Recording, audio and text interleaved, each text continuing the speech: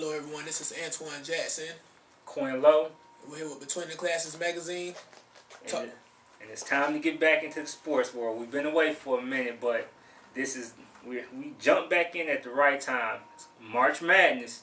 And before we get going, before we jump into the colleges, we got to talk about the high schools. The girls and boys just finished the state tournament. A lot of happy kids, a lot of disappointed kids. I know we were there for the tournament. I wasn't able to make some of the games, but I got to defer to you on the expertise. How was the tournament? Well, the tournament was excellent. I got all that I wanted. Highly anticipated. Seeing some kids who came in, didn't really know who they were, but left with a name such as R.J. June from Oviedo. Couple of players, Tyler Bradley from Bartow stood out. Yeah, definitely 6'8" sophomore. He was a man among boys. Even though they lost in the championship, he played pretty tough. Miami Norland won a third straight state championship. Zachary Johnson had about he had about 19. He had 19. He had a strong outing. Zach was strong during the semis and the finals. Okay. He had a nice reverse dunk. I seen countless kids. Oviedo with their coach, who has been coaching 30 years. Got his second state championship. He said he had came back when I interviewed him in the semifinals when they beat Boyd Anderson in overtime. Okay. When they beat Boyd Anderson, right before the kid hit the shot to go into regulation, Quay Harper, everybody was walking out the gym. So they thought it was over? Yeah, we thought it was over. We were walking out the gym, headed out, everybody going to their car. The kid, Quay Harper, pulls a three, hit the three, goes to overtime. Everybody has to turn around. They go in to defeat Boyd Anderson in overtime. Then not only that, they go on to win the state championship against a tough Bartow team. Then they won that game by 3. So a lot of people seen Oviedo win that championship, but Ed Kirshner, he definitely, hats off to him when I interviewed the old guy. He was old young guy. He looked me in my eyes and told me, they were coming to play. So. And that's one thing that you have to, at this time of the year, you can't walk out on the games, whether it's division, whether it's high school, whether it's college, Division I, Division II. This is the best time of the year. We've seen it at the highest level, the Division I upsets, the buzzer beaters, Actually, last night they replayed the Michigan-Kansas game when Trey Burke hit that improbable three-pointer. The deep three. So this is the time where you find out who really has it, who really wants it, and who's prepared. And I mean, trust me, we could talk about college and we'll get to that, but just looking at some of these scores, you mentioned Oviedo. Qua had the 12 points. He came in with 12 points. He probably didn't have to hit that big three, but he definitely was a key impact on that team. They were, like you said, R.J. June. R.J. June was a man out there. I mean, Bartow's players did pretty well too. The number 0 on here, Anthony Hopkins, I want to say his name. He was stellar. Derek Brooks, Brooks. He was very stellar. Derek was solid throughout the tournament. He had a nice dunk. He hit it. Now in that game, Oviedo, it was controversial in the building now. Let's not, we're just not going to let Oviedo just walk off. It was some controversy in the building because Oviedo was up most of the game. Okay. I kid you not. Now, Bartow had chances where they could have took over and won. Derek Brooks hit a 3 and got fouled with 7 seconds left. Bartow was down 3. Wow. He hits a 3, and they say the shot was before the foul was before the shot.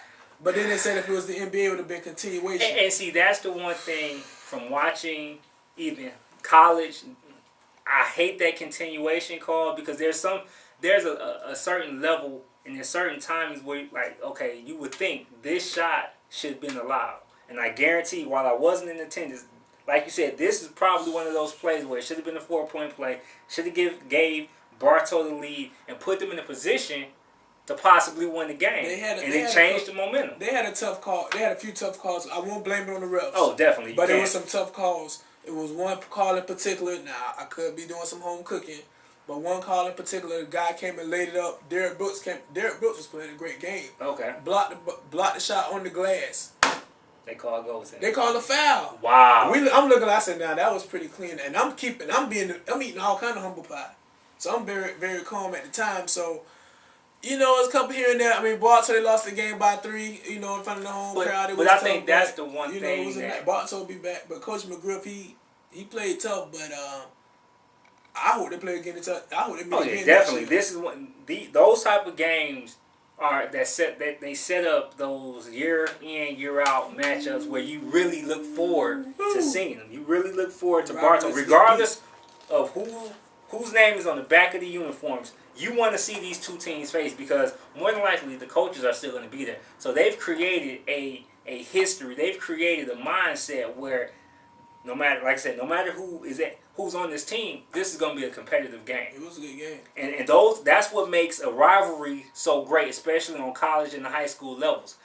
Whether it's Duke, North Carolina, Arizona, UCLA, Georgetown, Villanova. You know, when you see those two teams face off, it's going to be a good game. You got to throw the records out the book. Yeah, and you just better hope your team comes to play, because if they don't, and we saw this with the first North Carolina Duke game, everybody was expecting North Carolina to get ran out their own gym. Yeah. They played with pride. They stood up. And Duke had something to prove when they got back to Cameron Indoor and they returned the favor. Payback. That's what rivalries are, and I think this is what sets the difference between college basketball, pro basketball, and even college basketball and college football, because you get that second game a lot of times. Right. And that's one thing I think is starting to make the whole college basketball scene with the expansion so bad. You have teams that only play one team. You only play your rival one. It's like, okay, why is that? That's not fair. Right. But I mean, get back to high school. We got to run through some more of these scores. Also, 6A, we had Lake Minneola. Oh, like you said, Miami Norland handles their business. They did. 60 to 44. It was close. It was closer than the score indicated. Because the game was close for about 3.5, almost 4 quarters. I see, fourth quarter, that 25 to 10. So they created some distance for themselves, so they did what they had to do. That's what happened at. Class 5A, we had Lakewood against American Heritage. This is a school that I've heard a lot of stuff about in regards to football, and here we have them winning the basketball championship. So kudos to the program. And the team they played against, Lakewood's football team, was a game away from going to state in football and would have played American Heritage. Wow, that would have been great to see the basketball and the football taking it. And what's happened now is, see, American Heritage, that's a school down south near the border of like Miami, Palm Beach, Fort Lauderdale. So I won't say they recruit, but they're like a private school. You know, so they can, but they can't. They get the pick of the litter of certain players, so they tend to have better type of prospects compared to everybody else. When they beat Lakewood, because Lakewood is in St. Pete, now what's happened now is it's taking the basketball to another level, because regardless of the circumstance, Lakewood is a basketball school. Right. So they're like, we don't go to state and lose that to nobody. And they not only did they lose, they got the brakes beat off from 98 to 70. I mean, and this is interesting just looking at the time. They put up 70. Right. I mean, 70 is not. 70 points in a high school game should get you a victory. 70. They put up 70 now. So when you look at the fact that they 98 points in a high school game, and this isn't a 12-minute quarter. These aren't the traditional extended quarters that you may see in the NBA.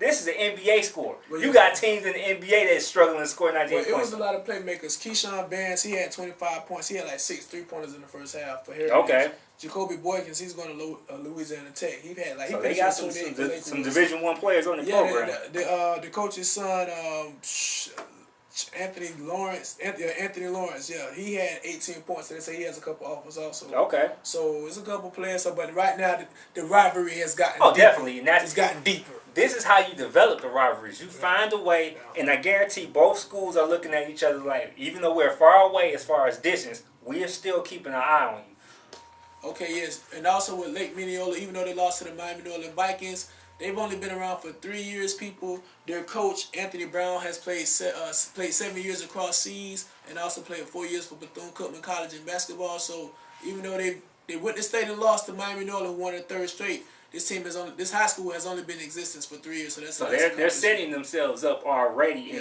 in their infancy stage. They haven't even had a legitimate senior class yet. No. So just imagine when this program gets some footing, can establish themselves in the community and the neighboring areas.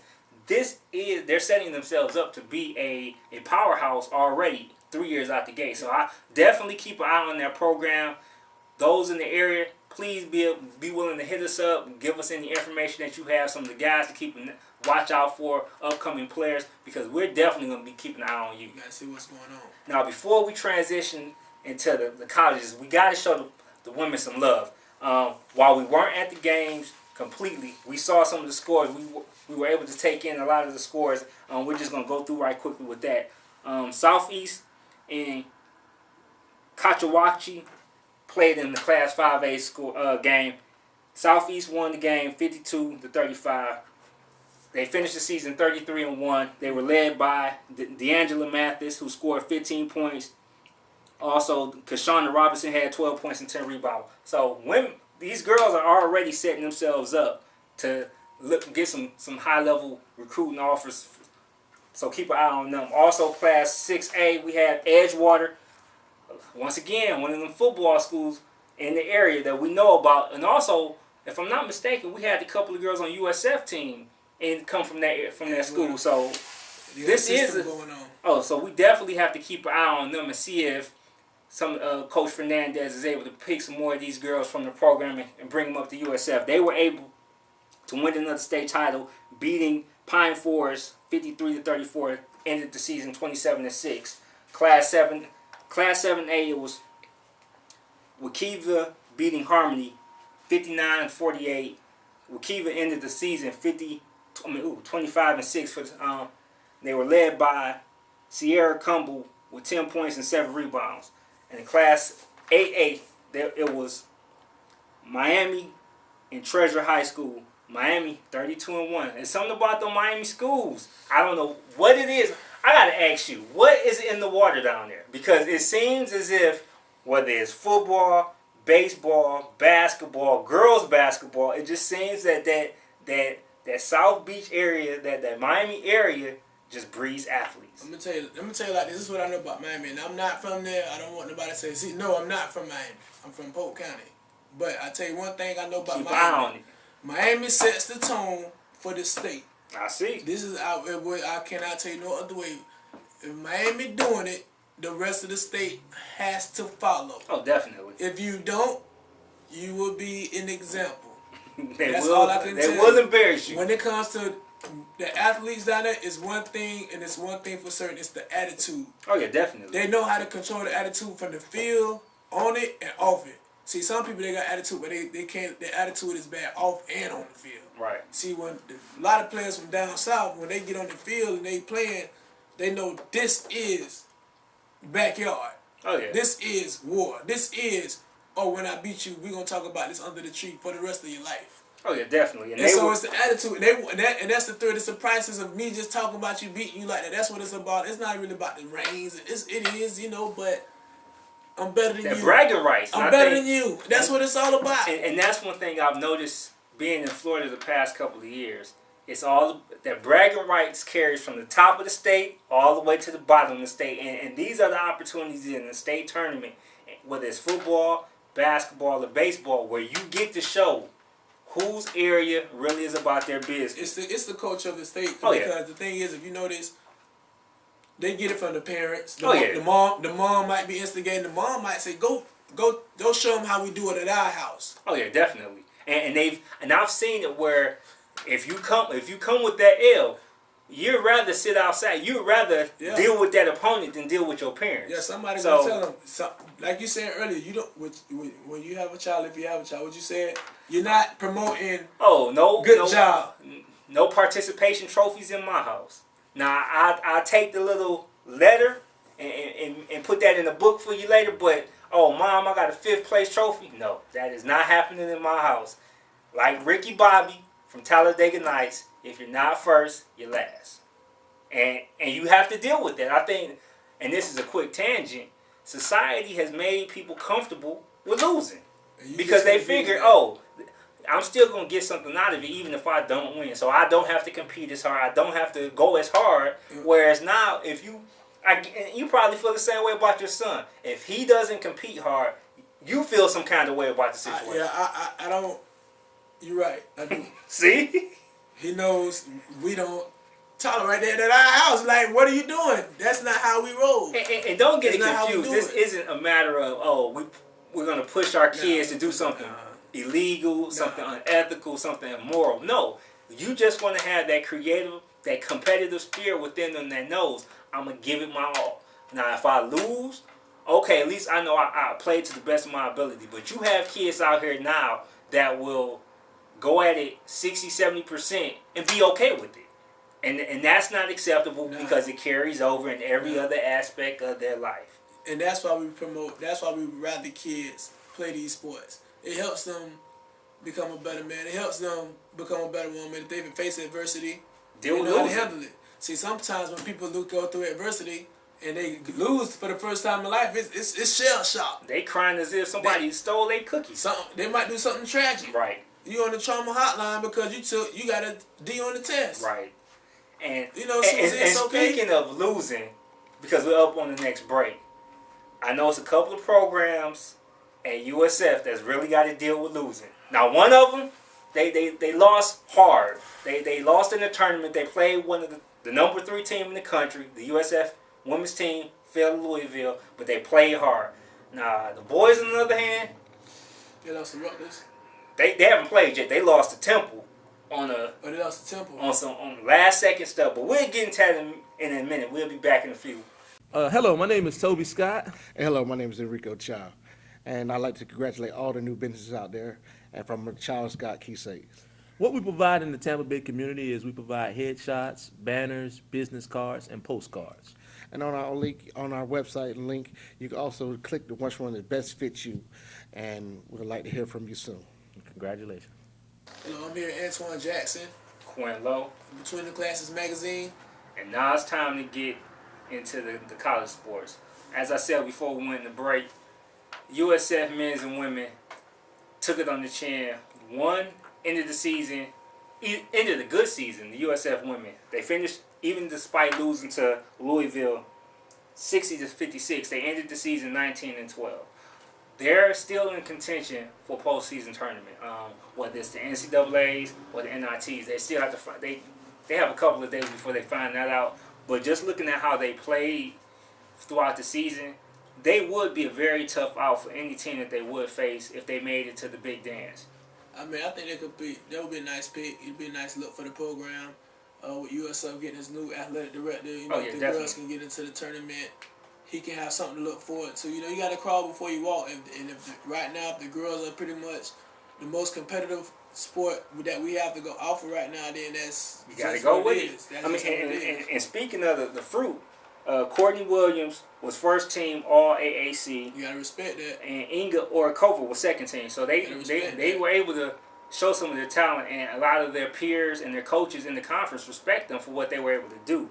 Like I said, they took that one game on the chin against Louisville, but they did show some merit playing Rutgers on the road to get that 3rd seed. A lot of people had already written them off as their 4th seed because they had lost to Rutgers early on in the season.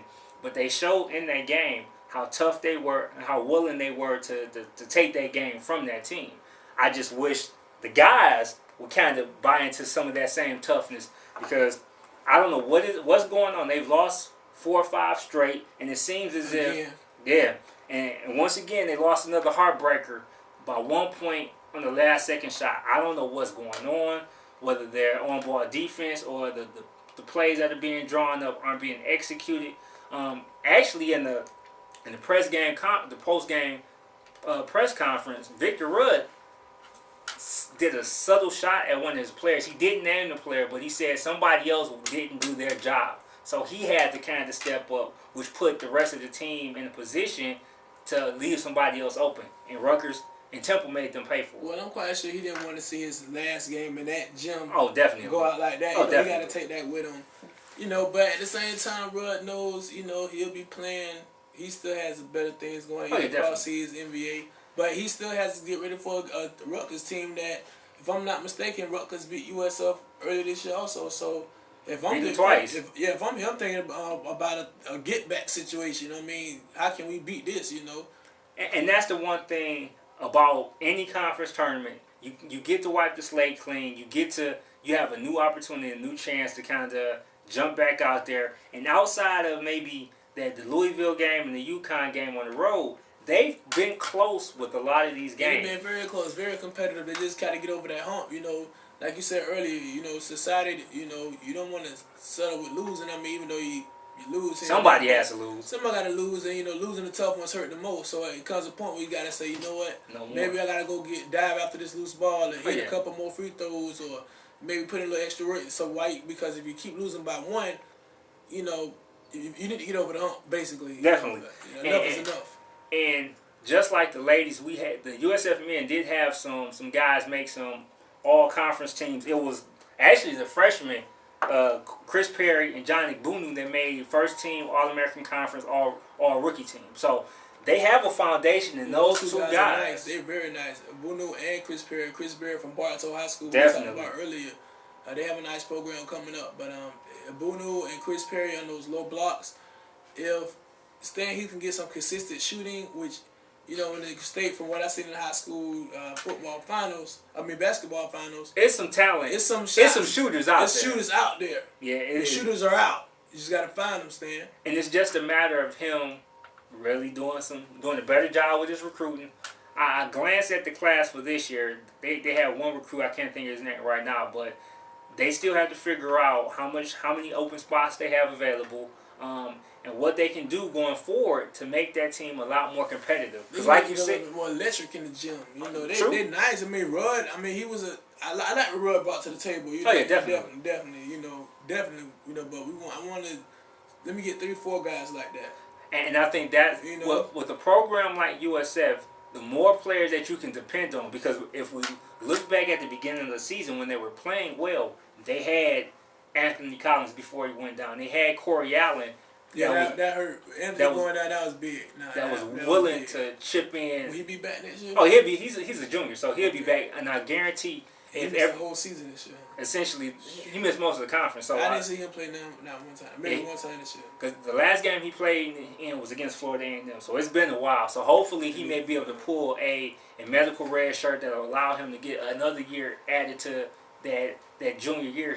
He has one more left. He had a promising career coming in. Oh yeah, definitely. And a lot of people I talked to, even at the last couple of games, were asking what happened to AC, because they knew him and Rudd were kind of integral in that last tournament run that they went got. to the tournament. Yeah. Rudd was involved with that, right? Him and Collins. Collins was starting, and Rudd averaged 9 points, so both of them were there. They were there. I mean, Collins was big. That was, you know, so it's kind of tough, but like you said, you got to have more than one guy, you know. And truthfully, like you mentioned earlier, USF has a new athletic director. Mark Harlan was named today, and he comes from a basketball school. He was a senior associate AD at UCLA. And we know the tradition and the history that UCLA has. Very rich. While he was excited about Coach Taggart and the football team, I guarantee that he may be giving Coach Heath an extra watch, because he knows what's capable. He's watching closely because he want, you know, if Stan can't get any guys,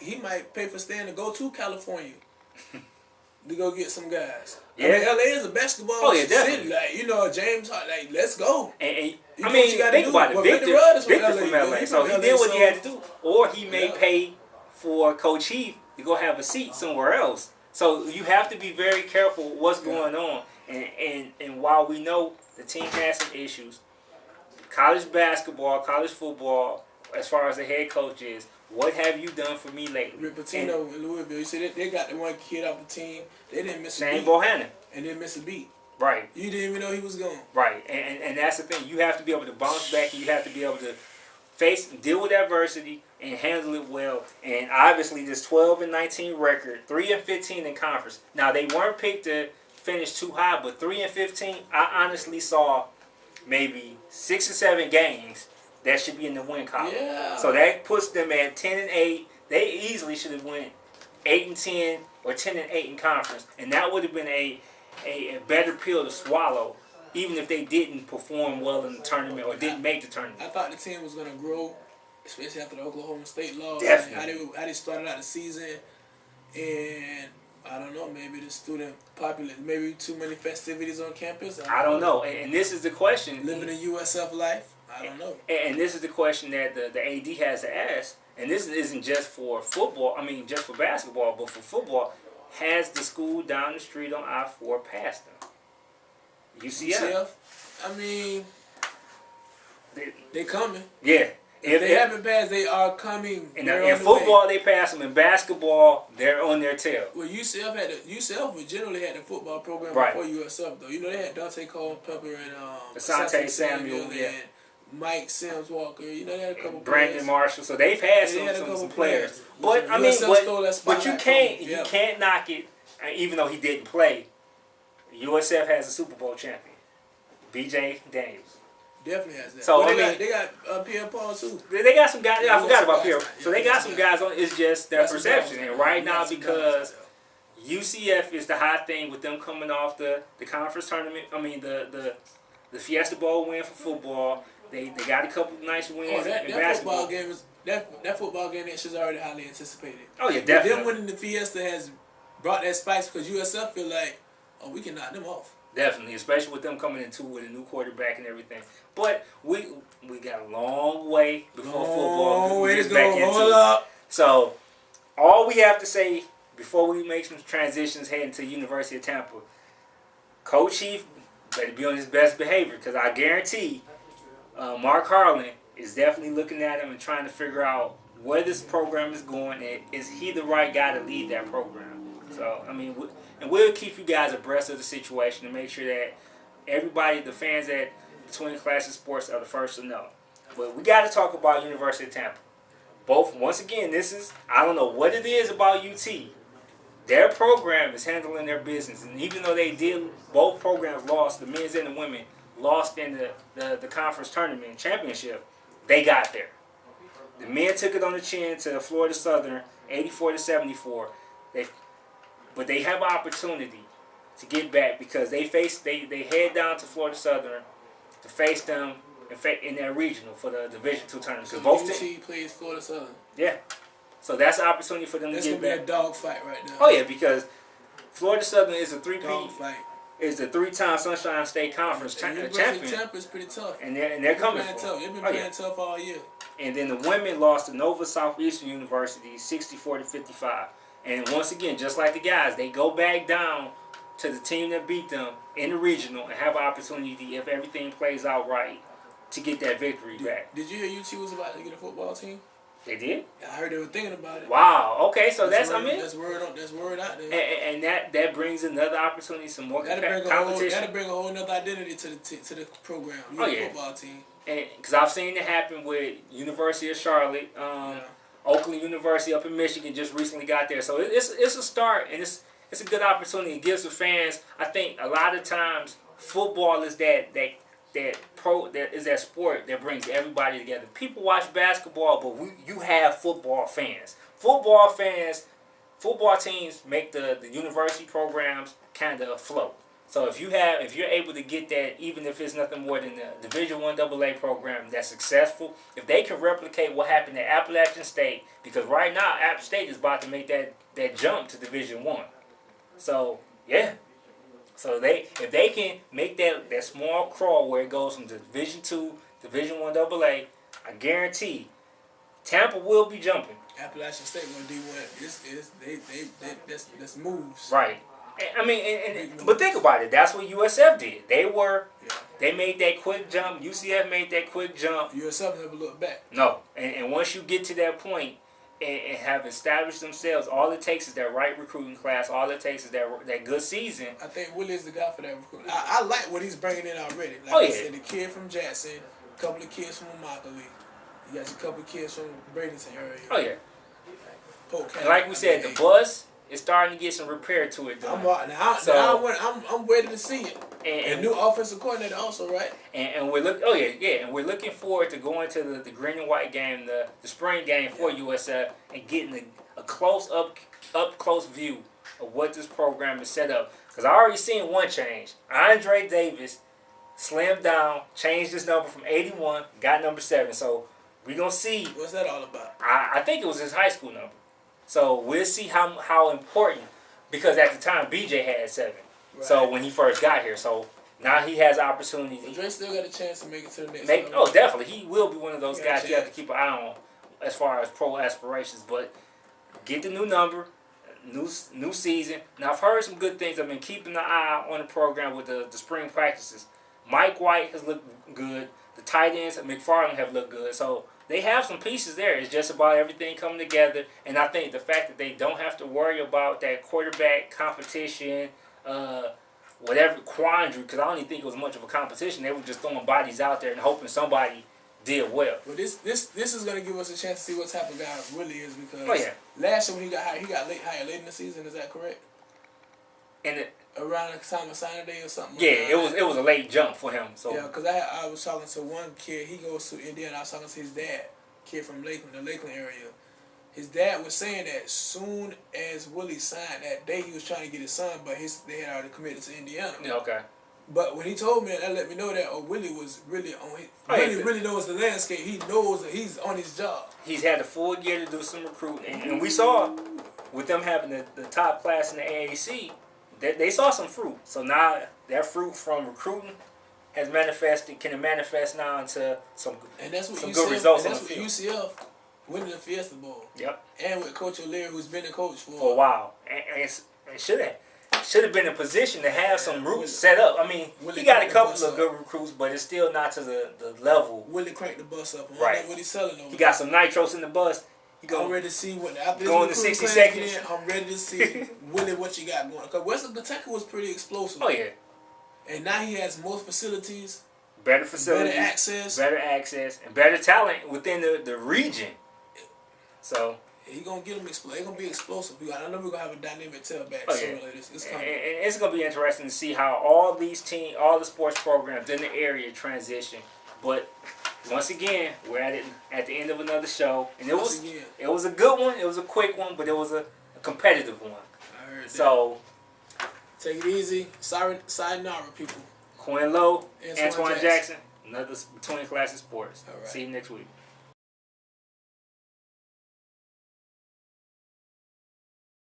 You know how we do when we have funky music in our ear. We get to writing, ain't no fighting, we just in there trying to win. Ooh yeah, la-di-da, we grinding hard.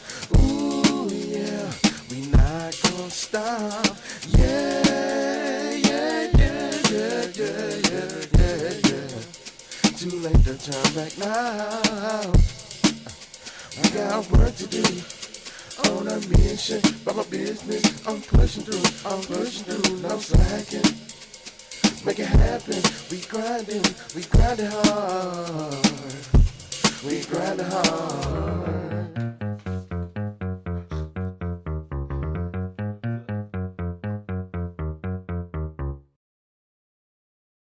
You know how we do when we have funky music in our ear. We get to writing, ain't no fighting, we just in there trying to win. Ooh yeah, la-di-da, we grinding hard. Ooh yeah, we not gonna stop. Yeah, yeah, yeah, yeah, yeah, yeah, yeah, yeah. Too late to turn back now. I got work to do. On a mission, by my business, I'm pushing through, no slacking. Make it happen, we grinding hard, we grinding hard.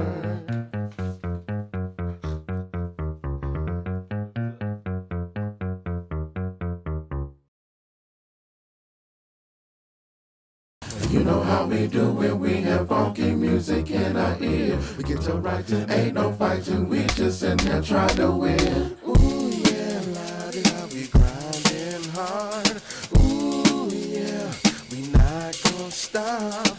Yeah, yeah, yeah, yeah, yeah, yeah, yeah, yeah. Too late to turn back now. I got work to do. On a mission, by my business, I'm pushing through,